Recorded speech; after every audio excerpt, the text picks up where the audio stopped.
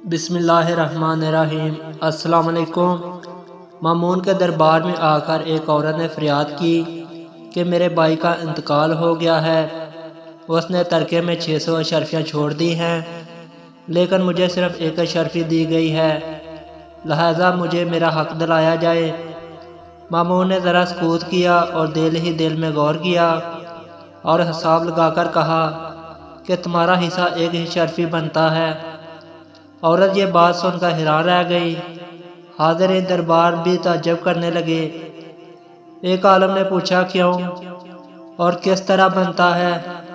مامون نے کہا متوفی کی 2 بیٹی ہوگی، 600 میں سے 2/3 یعنی 400 اشرفیاں ان کی ہوں گی، ایک والدہ اور ایک بیوہ ہوگی۔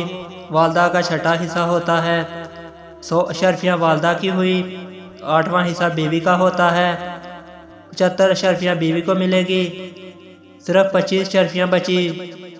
متوفی کے 12 بھائی ہو گئے، یہ 25 اشرفیاں بھائی اور ایک بہن میں تقسیم ہوں گی۔ 12 بھائیوں کا حصہ 2 چند ہوتا ہے، ہر بھائی کے حصے میں 2 اشرفیاں اور بہن کے حصے میں 1 اشرفی ہوگی۔ جب عورت سے دریافت کیا گیا تو اس نے بتایا بالکل متوفی نے یہی وارث چھوڑے ہیں۔ مامون کے حساب دانی اور معاملہ فہمی پر اہل دربار دنگ رہ گئے۔